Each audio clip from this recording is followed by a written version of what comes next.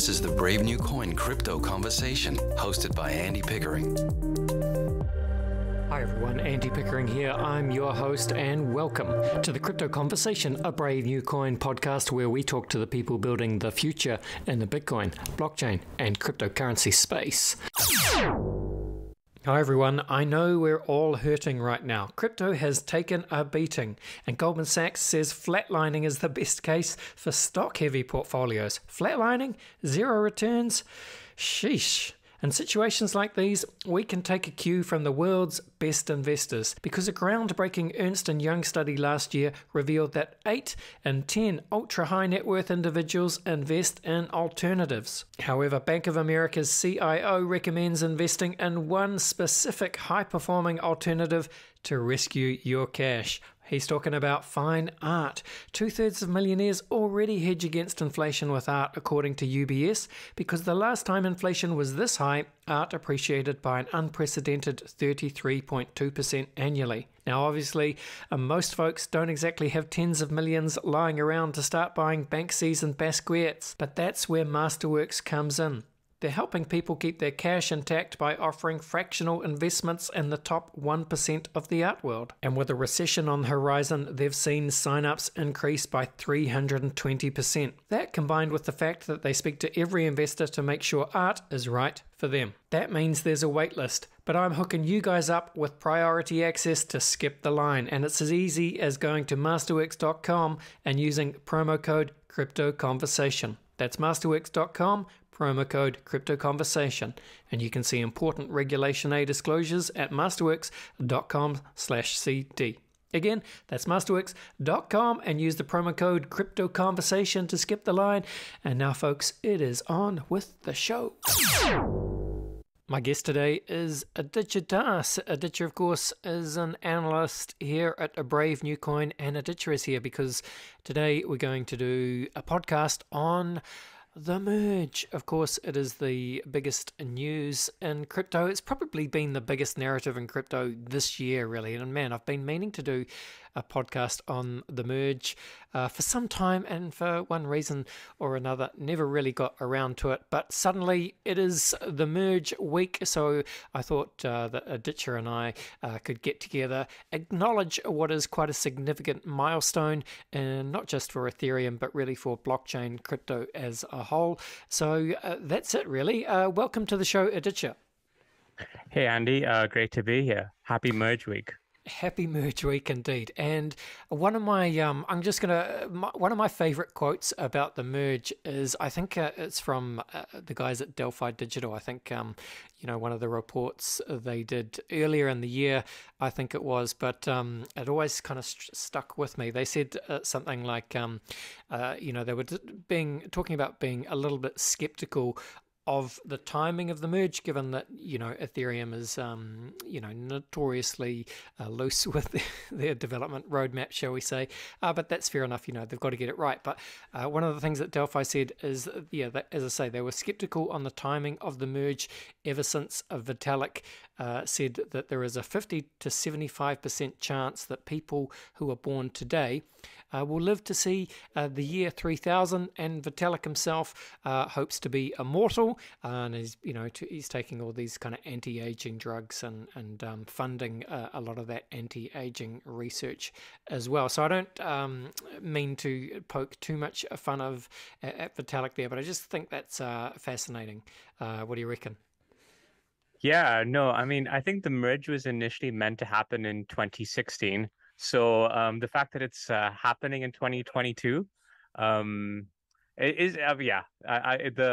the hesitation from people in the market isn't that surprising, given how many times the difficulty bomb has been delayed, and how many times the merge has had to have been delayed. So I think it is actually happening, and it's going to finally come to fruition. So it's finally happening, and I think we can pencil it in. It's going to happen. Yes, it is definitely going to happen. And again, just want to reconfirm, listeners, I'm not really making fun of Vitalik for his immortality hopes. I suppose I'm just pointing out to one of the eccentric aspects of his personality. But in saying that, some of the smartest people, not just in crypto, but around the world, really, perhaps it's smart people with money. They have a natural interest in immortality.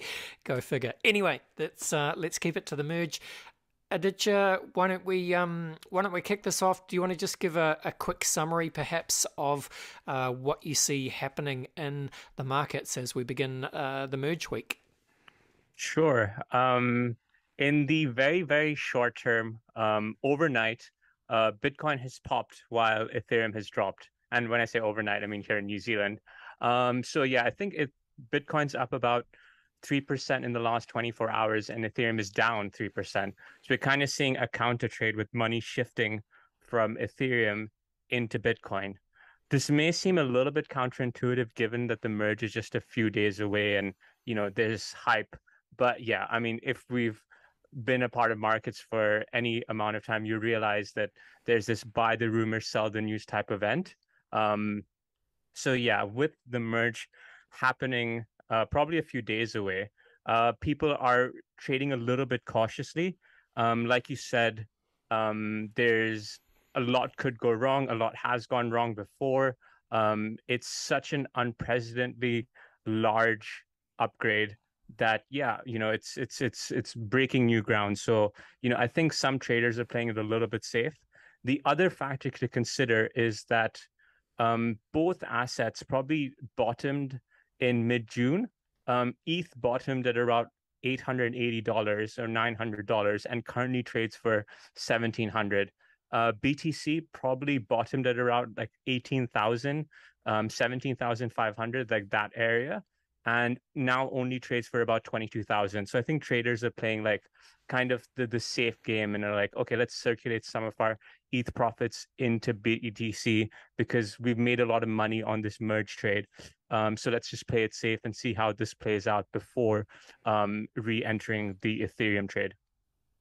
And just, a lot of excitement in the market surrounding Ethereum.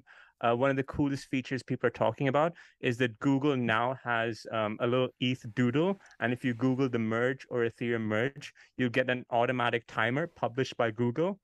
Yes. With the ETH pandas as the mascot. And yeah, it's pretty cool. I guess the other thing to mention is a lot of major organizations, the likes of Binance and Ledger and Coinbase, have messages to users about what to expect during the merge, when the network's going to shut off, whether they're going to support any forked versions of Ethereum. So I guess it's important for users to look out for that kind of thing. Yeah, fantastic. And I'm pleased you mentioned that Google countdown timer, because I was surprised. I actually noticed that myself about an hour ago, Aditya, because I thought I'm just going to put Ethereum merge into Google and see what happens, because I knew I was talking to you. And yeah, to my surprise, and I've just done it again now. So Google tells us that as we speak, it is 2 days and 3 hours and 45 minutes. That is the estimated time of the merge based on difficulty and hash rate. So yeah, I mean, I'm going to probably publish this podcast today. So roughly, let's just say roughly 2 days away from now. But of course, listeners, just put Ethereum merge into Google and you can see that for yourself. I suppose, Aditya, I don't want to get too technical, too bogged down in the technicalities, because man, Ethereum is a rabbit hole. Ethereum research is just it's a lot. It's a lot to keep track of. But of course, I suppose the overarching goal here of the merge, and indeed of Ethereum, really is to kind of scale that kind of global, worldwide computation without sacrificing decentralized validation. That is it in one sentence. That is the context. But Aditya, perhaps you can expand on that a little bit. So yeah, what is the merge? Yeah, that's perfect, Andy. That's exactly what Ethereum is aiming to do with the merge. Just to give you a sense of how big an event this is, the Ethereum Foundation, the official kind of entity in charge of managing and updating Ethereum, has described the merge as the most significant upgrade in the history of Ethereum. Yeah. So what's going to happen with the merge? At a most basic level is a change of consensus. So Ethereum will be transitioning from proof of work to proof of stake. So proof of work is essentially a proof of work, which is a proof of work that to proof of stake. And as you mentioned earlier, there's scalability implications, there's implications about energy usage, there are implications about validators and what they're going to look like. Ethereum won't have miners anymore, and this is hugely significant. Um, and yeah, and now there's going to be a native staking model, which is another big consideration. But yeah, kind of just not to get too into the weeds, but at a simple operation level, what is going to happen is that there has been this thing called the beacon chain that has been running since about 2021. And that was launched last year as part of Ethereum 2.0 phase 0.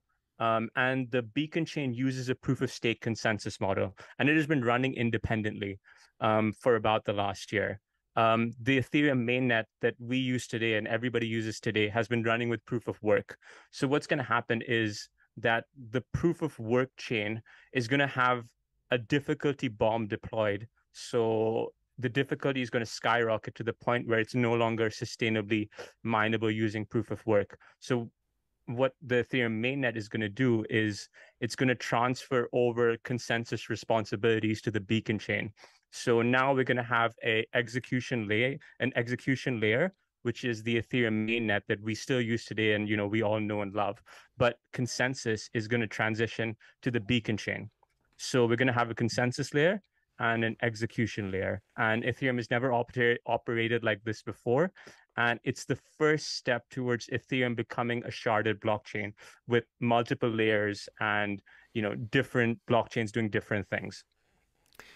Yes, indeed, that is exactly right. And what is fascinating about all this, Aditya, is the merge itself, who knows? I mean, I expect that it will come and go and the world will move on. But, there's going to be a lot of sub-narratives that will only become clear with a little bit of the passage of time.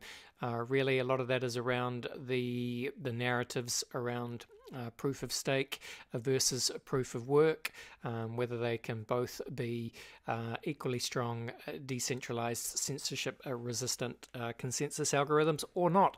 But that is going to play out over the course of, well, quite a long period of time, I reckon. But perhaps we can come back and talk about just some of those narratives. But I know one of the key narratives for this week, at least, is, of course, price action around the merge and what is perhaps likely to happen afterwards. Again, that phrase, the passage of time. It takes time sometimes for some of the longer term market impacts to play out. But I know you, when we were talking about what we could discuss, you mentioned to me this idea of a triple halving, Aditya. So maybe do you want to kind of talk about what you mean there?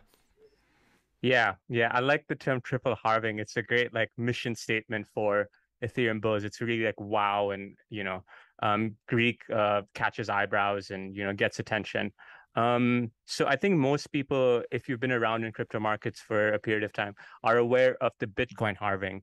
Yes. So the Bitcoin halving is this pivotal moment that happens approximately every 4 years, where the supply rate of new Bitcoins is cut in half. So miners are awarded half as much Bitcoins as there was previous to the halving. And it reduces the rate of inflation.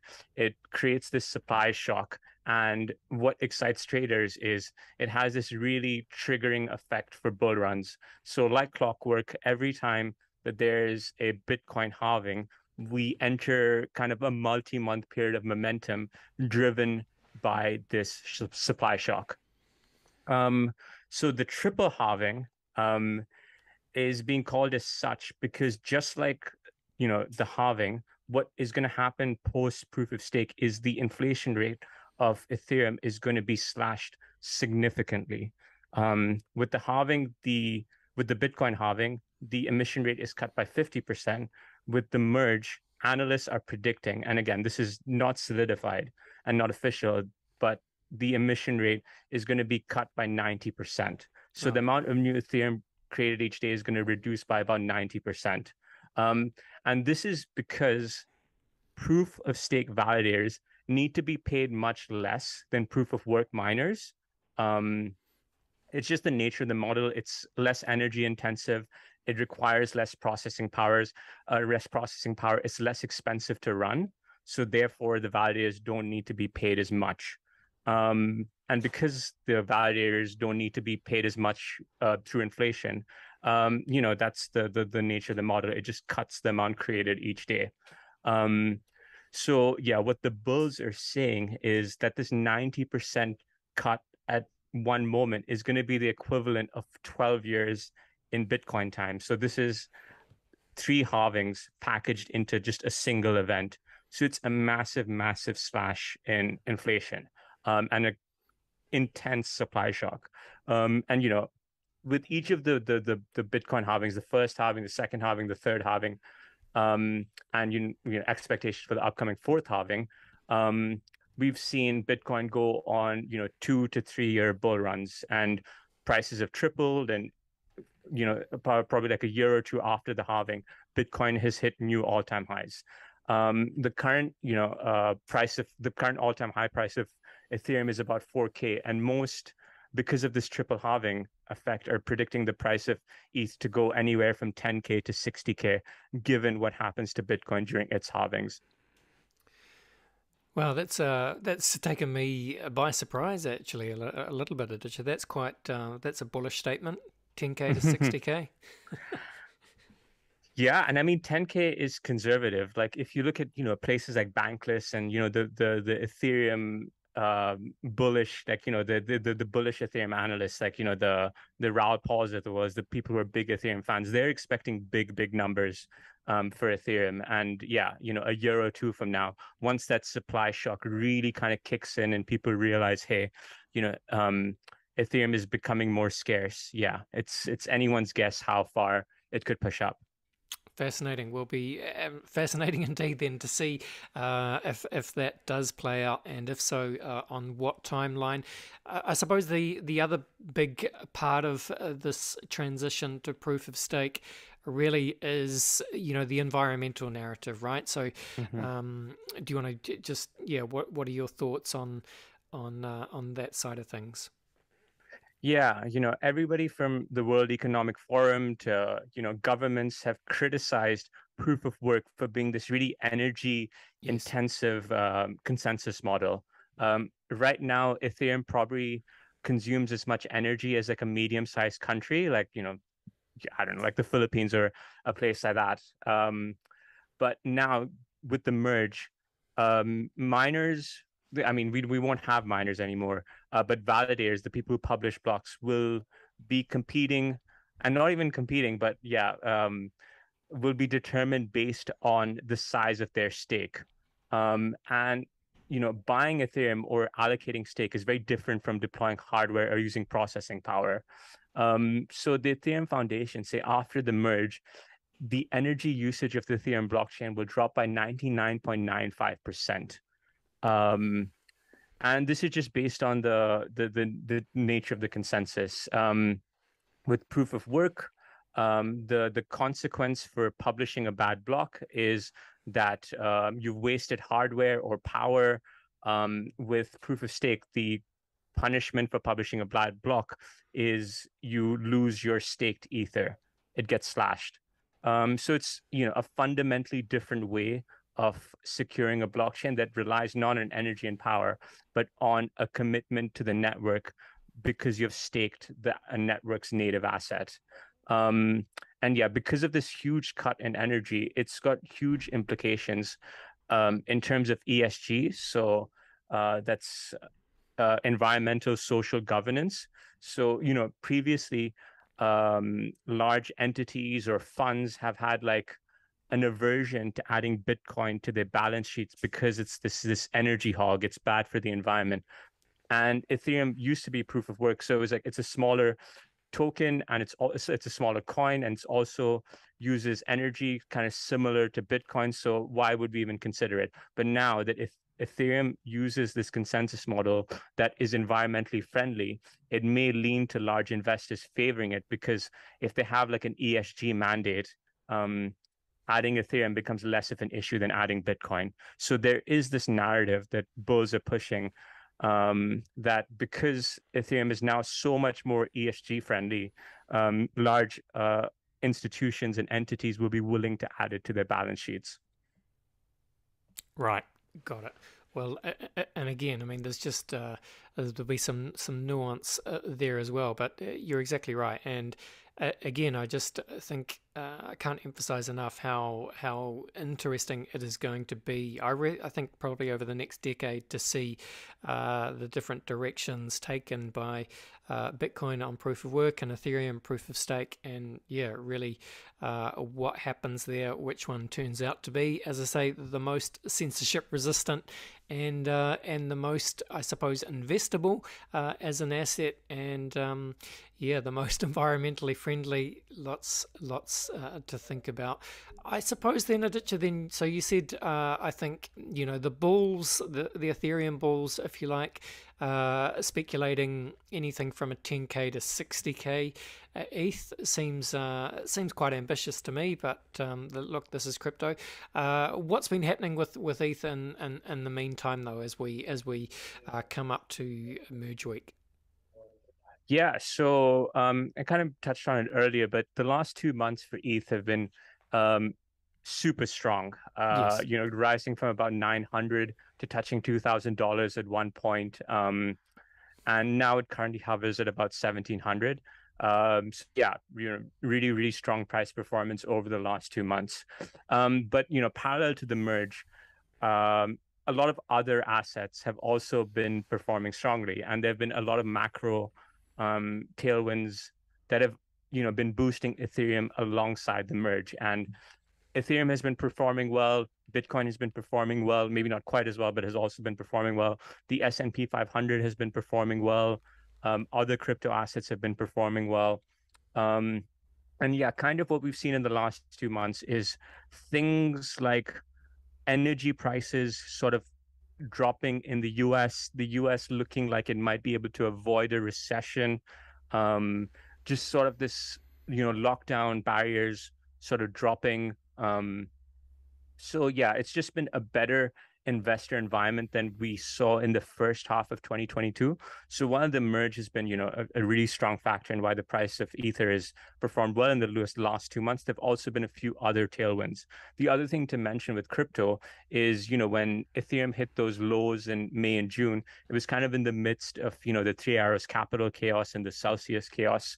And with those things sort of like clearing up, it feels like, you know, it's not just the merge, but it's also just a better time to be investing in Ether.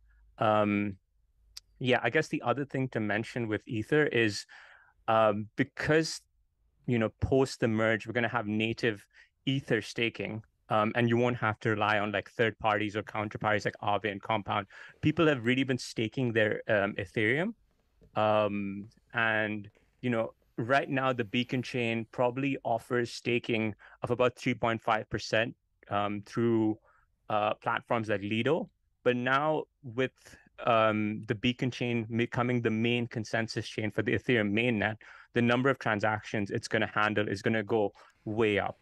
So if you're earning 3.5% for Ether staking, you're probably going to be earning a lot more post-merge because it'll be handling a lot more transactions. You know, ambitiously, some analysts are saying that ETH staking, native ETH staking, could be as much as 25%. But others are saying a more conservative number would be around like 9 to 15%. So anywhere between 9 to 25% for Ether staking. So yeah, lots more ETH staked, locking up. So we're already seeing that illiquidity angle happening. And yeah, so it's super interesting. Lots of tailwinds. Yeah. Yeah, got it. Okay. The only other thing I was going to mention, Aditya, is, you know, are there any, you know, downsides? What could go wrong, just with the merge, or potential downsides or critiques of the proof of stake model? Like I mean, the main one I've seen, and I suppose, you know, it comes more from probably the kind of the Bitcoin maximalist side, is, you know, the idea that if there is a set of Ethereum validators, or who they have a large amount of Ethereum staked, and then but what happens if there's a situation like tornado cash, right? And so something like, let's say the American government is trying to sanction a number of addresses, and they put pressure on those validators and those stakers. What are the trade-offs there? Is that potentially an issue? Yeah, I mean, it could be. It could be. I'm not sure about that specific point. And, there could be a model where, you could transfer to another validator and be mobile in terms of what the validator set looks like. So if one validator gets sanctioned, then another could just like pick up where it left off. But it's interesting, I think there are a lot of concerns internally within the ETH dev community about how this will function and whether proof of stake consensus, it's unproven ground. Once it gets this huge rush of transaction volume, how is it going to handle it? Vitalik actually made a speech about a week ago where he suggested a bunch of changes to the beacon chain. He kind of recommended a more Tendermint-like model. He mentioned that, if Ethereum gets larger and larger, the cost of running a staking node could become astronomical. So Ethereum needs to figure out a way to scale the size of the node costs. And there's other kind of technical issues that could arise, like miner extracted value, and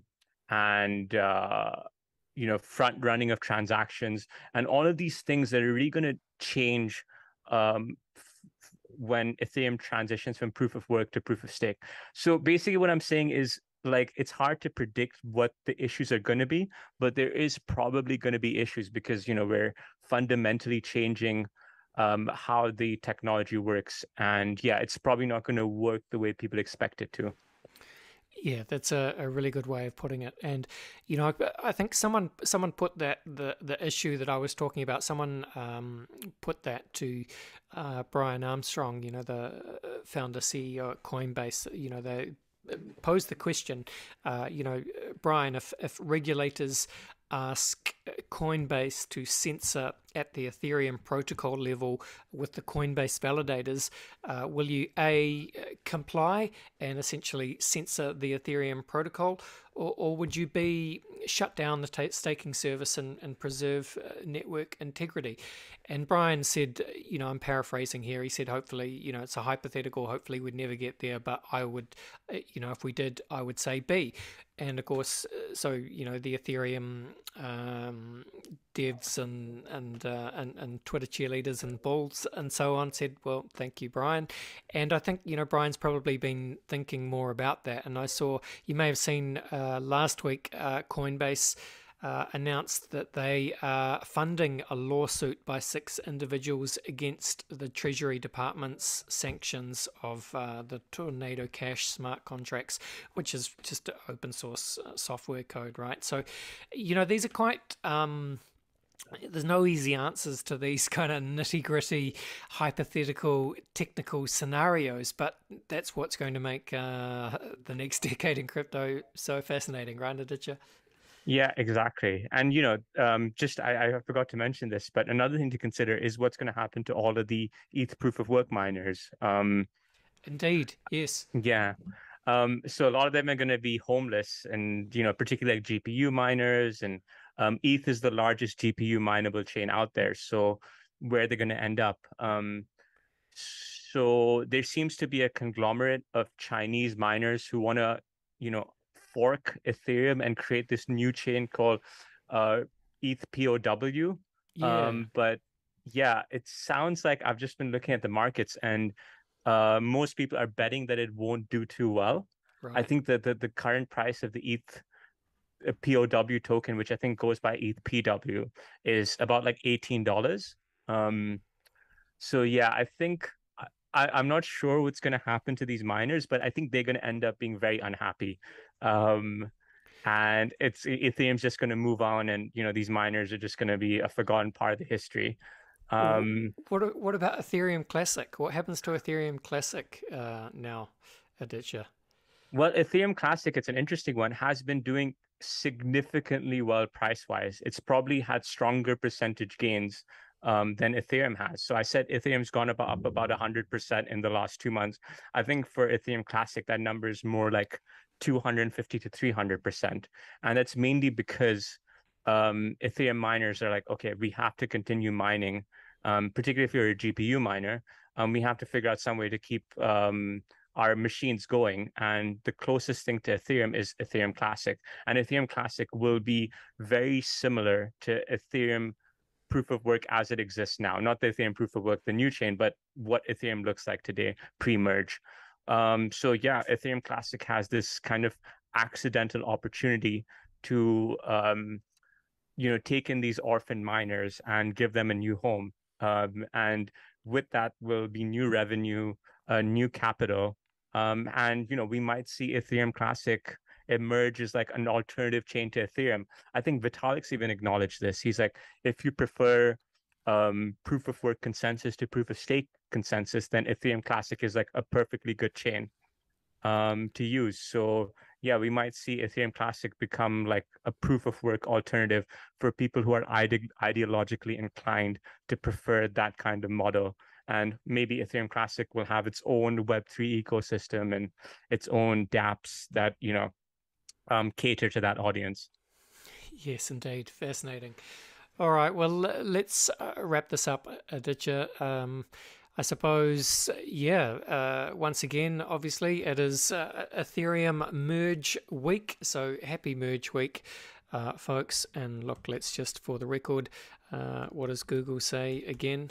For the record, as we speak, it is 2 days, 3 hours and 45 minutes. I'm not sure if there's much change since the beginning of the podcast, but there you go, folks. It is Ethereum Merge Week. And again, so as a result of this switch from proof of work to proof of stake, ETH's issuance is going to drop to perhaps net 0% really, which will be likely deflationary depending on the burn rate.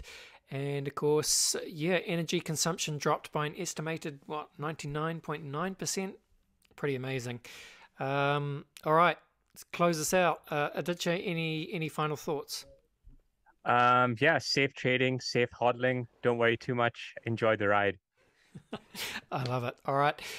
Thanks for listening, team. That was today's show. All eyes on the Ethereum merge. Thanks, team. This was the Crypto Conversation for Brave New Coin. See you.